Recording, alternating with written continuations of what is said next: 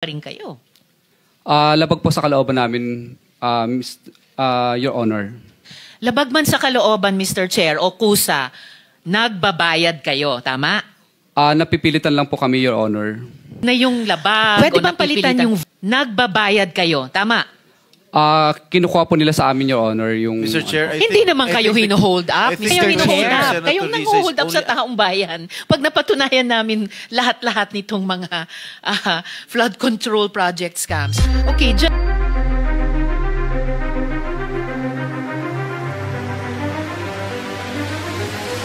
Senator Risa Hontiveros, medyo nainis na sa mga sagot ni Diskaya dahil paiwas ang mga sagot nito kung nagbigay sila ng pera o hindi. Bago natin umpisahan ang video, huwag mo kalimutan mag-like, share at subscribe. Bossing, push mo na rin notification bell. Salamat, abogado. bossing. I think he has legal counsel here. Maybe he should answer to the committee, but hindi pa niya ipinipresenta yung ledger na hiningi ng committee, Mr. Chair. Mr. Diskaya. Your Honor, I invoke my right po against self-incrimination po. Yan po yung advice po sa akin ng lawyer ko. Go ahead, Senator Hontiveros. You may Thank proceed. you. Yes, Mr. Just Chair. on that point, because iba yung, with the permission of the chairman, very quickly lang, because iba yung sinabi niya dun sa explanation niya, ngayon nag-i-invoke siya ng right against self-incrimination. So pabago-bago na naman ang kanyang posisyon. Sabi niya din sa sulat sa Blue Ribbon Committee, ikukonsulta muna niya yung lawyer niya dahil kailangan pa niyang pag-aralan. Ngayon, panibago. Maybe he should put in writing that invocation also, Mr. President, just to respond to the earlier inconsistency do sa sulat niya. Pabago-bago, Mr. President. Can we defer decision on this particular issue so we can proceed? Because some resource persons need to get out or leave by noon time. So, Senator Risa Hontiveros, you may proceed. Salamat, Mr. Chair. At maraming salamat, Senate President, para sa mga dagdag na minuto. Secretary Dizon, umamin dati yung DPWH NCR sa komite na walang koordinasyon ang daan-daang flood control project sa Quezon City na kailan lang ay lubog sa baha. Ulat ng Quezon City LGU ngayong linggo sa 331 flood control projects mula 2022 lamang hanggang 2025 na worth 17 billion pesos, dalawa lang ang may koordinasyon na aprobado ng lungsod. Imagine po, dalawa lang sa 331 projects. Wala pang 1% ang sumunod sa dinevelop na flood control master plan ng Quezon City. May mga proyekto tuloy na imbes makabawas sa baha, nagdulot pa ng mas malaking baha sa mga daan, kalsada, bahay, opisina, pati paaralan. May ghost projects din daw na hindi makita ni mahanap ng LGU kahit ngayon. So, Secretary, may sinusunod ba ang DPWH na iisang master plan sa paggawa ng bawat flood control project sa bansa? Wala po. Oh my God, wala. So, bakit gumagawa ng mga proyekto ang DPWH na hindi dumaan sa koordinasyon o konsultasyon sa LGU tulad sa Quezon City na may ordinansa, ha, Mr. Chair, Ordinance number 2939 series of 2020. Ordinansa na nagsasabi na kailangan ang koordinasyon. Mr. Chairman, Madam Senator, yan din po ang katanungan namin. No? In fact, I will go a step further, Mr. Chairman. Ni plano po wala eh. Sabi ko nga po, every time po mag-inspection kami, ang una pong tinatanong ko pag sa site mismo, pag nakausap ko po yung contractor, subcontractor, foreman, ang hinihingi ko po kagad plano, patingin ng plano. In almost all cases, wala pong maipakita sa aming plano. Sabi ko nga po, Mr. Chair, Madam Senator, kahit nga po maliit na bahay, kailangan ng plano bago ka magpagawa. Siguro naman po itong mga daang milyong flood control projects, dapat may plano. Wala po silang mapakita. Kaya po, kasama po ito sa aming ongoing investigation kung bakit po pinapayagan ito at paano po nakakalusot ito dito sa napakaraming mga proyektong ito. And for the record, Mr. Chair, sinabi na po ng Quezon City government, mayroon po silang flood control plan. Yan din po yung bahagi ng sagot ni Mayor Joy Belmonte dun sa alok ni Ramon Ang tungkol sa flood control. Pinasalamatan niya yon at sinabi, in fact, meron po kaming city flood control master plan na pwedeng makuha yung suporta mula sa private sector. Pero mula sa gobyerno mismo, bakit may master plan itong syudad, at may 331 projects na iginawa ang DPWH, NCR, Quezon City, pero 2 lang ang coordinated. And I'm only guessing coordinated sa master plan. Ganyan din po ba ang kalakaran, Secretary, Mr. Chair, sa ibang mga syudad o lalawigan tulad ng Bulacan at iba pa? Mr. Chairman, Madam Senator, we are seeing a very, very similar pattern in every area that we visit and in every report that we get. There is little to zero coordination with the local governments, with the province, much less the regional development councils. And just on the master plan po, meron pong the latest finished plan po na meron sa aking pagkakaalam ay nung 2013. No, meron pong plano, meron pong integrated master plan for flood control nung 2013. At meron din pong ongoing ngayon ginagawa ang JICA at ang World Bank. Ongoing po ito at ito po'y matatapos pa lang sa susunod na taon. Yun lang po ang nakita naming mga master plan o ginagawang master plan pagpasok po natin 2 weeks ago. At yung pong latest finished plan 2013, para po yun sa NCR o bansa o Quezon City? Secretary? NCR po. NCR po. At yun din pong ginagawa ngayon ay NCR din po, ang ginagawa ng World Bank at ng JICA. So yung ongoing JICA World Bank Master Plan, matatapos nila by 2026 para din sa NCR.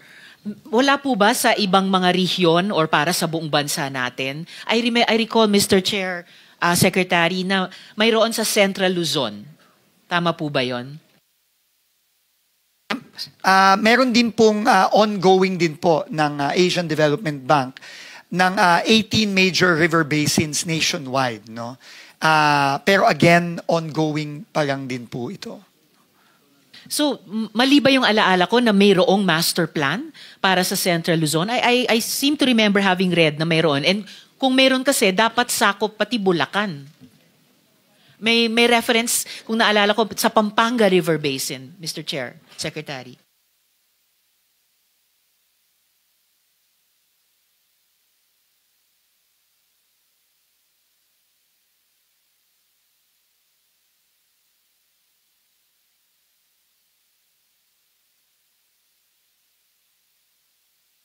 Kita po namin, and we can give a copy po to the committee and to the Honorable Senator of this. Yes, please, Mr. Chair. April 2013 Master Plan for Flood Management in Metro Manila and surrounding areas. So, meron din po sigurong kaunting Region 3 dito. I suspect baka meron pong Bulacan dito. Kakahanap pa lang po namin ito, Mr. Chairman, Madam Senator. And we will submit this po to the committee. Salamat, Mr. Chair. Chairman, Yes, with Mr. the Chair. with the permission of Senator Ontiveros. Yes, Mr. Chair. Just Senator Pangilinan yes, is just recognized. very quickly yung information ng master plan.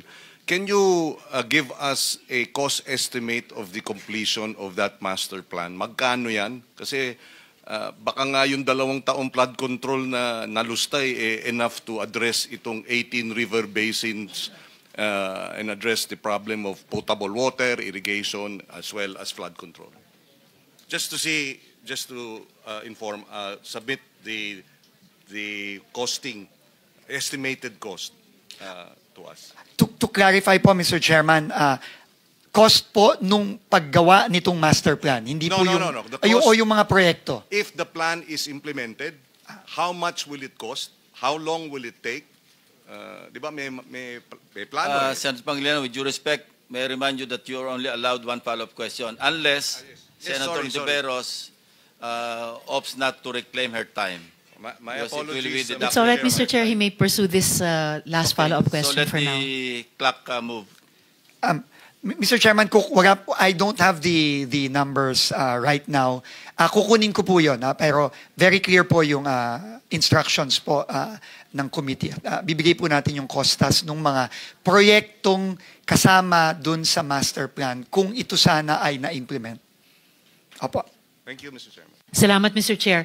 And importante po yan, Mr. Chair, kasi baka hindi lang doble, kundi triple ang gastos sa mamamayan nitong floodgates of corruption. Kasi yung proyekto na ginastosan, yung damage sa mga tao dahil binabaha pa rin kahit di umano may flood control projects, plus nga yung gastos din nitong mga pagbubuo ng master plan na dapat sana ay maasahang maipatupad. Could I add the request, Mr. Chair, to the Secretary kung maaari nyo bang isumite sa komite mga kopya ng mga existing master plans for flood management for Metro Manila. So, yun po. We will comply po. Thank you. Mr. Thank you, Chair. Secretary, Mr. Chair. Dako naman po ako sa ngayon sa mga Diskaya sana, pero isa lang amang po dito, ay nandito. So, kay Mr. Curly Diskaya. Mr. Chair, mukha kasing yung modus ng BGC Boys na ibinansag ninyo sa Bulacan ay hindi isolated case. Yung mga contractor na sangkot sa flood control project sa Quezon City, pamilyar na po sa atin. Napapa-Sounds family kami ni Senator JV kanina. Wow Builders, IM Construction Corporation. Siyempre, ang walang kamatayang St. Timothy at Alpha and Omega. So, Mr. Diskaya, sinabi niyo po sa affidavit ninyo na hindi maiiwasan magbayad sa mga regional directors at district engineers ng DPWH para makakuha ng projects. Wow, no? Sabi nyo pa ay nagbabayad kayo ng from 10 to 25% sa DPWH. Kinailangan nyo rin bang magbayad ng SOP para makakuha ng projects doon naman sa Quezon City? Your Honor, hindi po. Bali, kami po ay nilalapitan lang po pag once na may award na po at saka lang po kami nilalapitan. At ayaw po naming magbigay, Your Honor. Kaya lang po, ay napapressure lang po kami. So hindi tama yung unang sagot nyo na hindi kayo nagbabayad. Kasi yung huling sinabi nyo ngayon ay ayaw nyo sana, pero nape-pressure kayo. So, suma total, nagbabayad din po kayo kahit sa project sa Quezon City. Labag po sa kalooban po namin, pero kasi magkakaroon po ng problema po ang collection po namin at saka yung mga projects po namin. So labag sa kalooban nyo, pero dahil gusto nyong makakolekta, dahil ayon sa inyo, hindi daw kayo makakakolekta kung hindi kayo nagbabayad. Again, suma total, Mr. Chair, nagbabayad pa rin kayo. Labag po sa kalooban namin, Your Honor. Labag man sa kalooban, Mr. Chair, o kusa, nagbabayad kayo, tama? Napipilitan lang po kami, Your Honor. Pwede bang palitan yung verb? Wag na yung labag o napipilitan. Nagbabayad kayo, tama? Kinukuha po nila sa amin, Your Honor, yung... Mr. Chair, Hindi naman kayo hino-hold up, Mr. Mr. Chair. I think the question of Chair. Senator Risa is only answerable by Senator yes or no. Estrada is recognized. Yes, Mr. Kindly Chair. address the chair if you want to Yes, interject. Mr. Chair, I apologize. The question of Senator Ontiveros is only answerable by yes or no. Yes, Your Honor. All right. You answer, Senator Risa. Thank you, Mr. Chair. So yes, nagbabayad kayo. Yes, Your Honor. Yes, hindi kayo hino-hold up. Kayong nang-hold up sa taong bayan. Pag napatunayan namin lahat-lahat nitong mga flood control project scams. Okay, dyan po ba sa Quezon City, nagbibid din ba ang mga kumpanya ninyo laban sa isa't isa? No po, Your Honor. No? I'm Sa speaking naunang hearing, Mr. Diskaya, sinabi nyo or sinabi ni Ms. Diskaya, nagbibid-bidan ang mga kumpanya ninyo sa laban sa isa't isa kuno. Para matalo man yung iba, may mananalo sa kanila, panalo pa rin kayo. Your Honor, naguguluhan lang po siya ng mga time po na yun. Pero sa records po namin, hindi po naglalabanan at nag-divest na po kami sa mga company po na yun. Bali, ako po yung Honor ay St. Gerard lang po ang aking company. Mr. Diskaya, kanina ang sinasabi nyo, heart condition, diabetes, hypertension. Ngayon sinasabi nyo, naguguluhan lang siya. So, sasabihin nyo, ngayon gusto nyong pag-usapan yung mental health natin. Sir, please just answer the question. nung nakaraang hearing, sinabi po ni Ms. Diskaya, on record po yan sa komite, na nagbibid against each other yung mga kumpanya niyo. Pinakita ko nga po yung calling cards ninyo sa siyam na komiting iyan. Sabi ng asawa niyo, nagbibid ang mga kumpanya ninyo sa isa't isa. So ganyan din ba ang kalakaran ng mga kumpanya niyo sa Quezon City? Your Honor, sa record po namin, hindi po sila naglalabanan. At ang amin lang pong company doon ay yung St. George lang po ang akin po. At yung sa miss ko naman po is Alpha lang.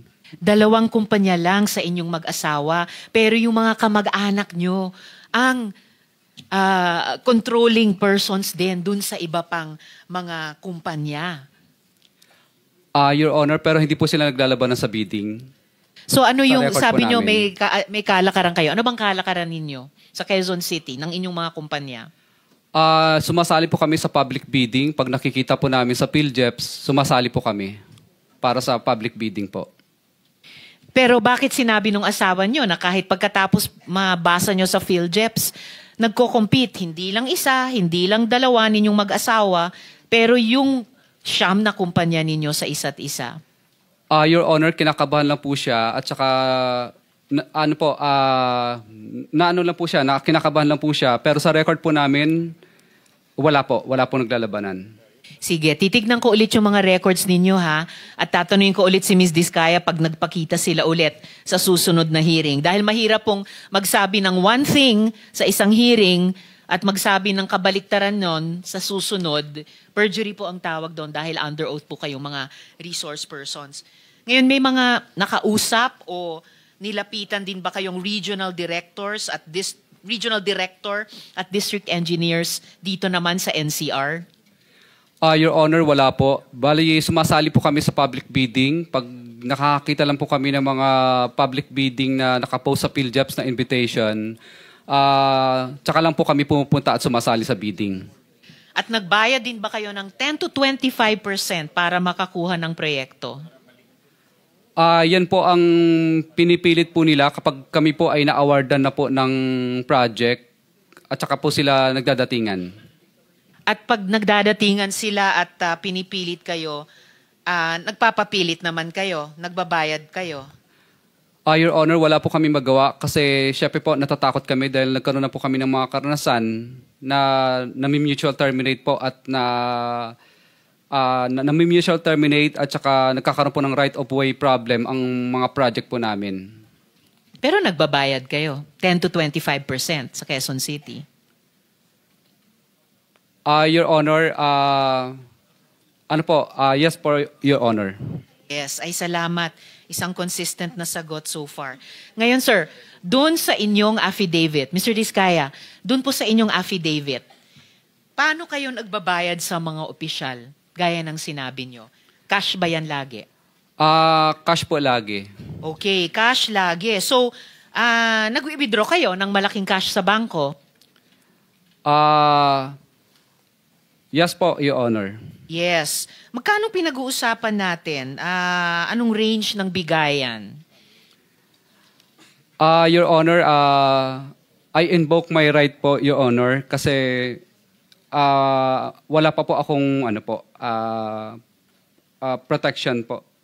Sir, ang protection nyo ay magsabi kayo ng totoo, under oath. Kanina, inamin nyo na nagbabayad kayo ng 10 to 25% sa Quezon City. So, given yung range ng halaga ng mga proyekto nyo sa Quezon City, magkano ang range ng bigayan kapag kayo nagbabayad niyang 10 to 25%?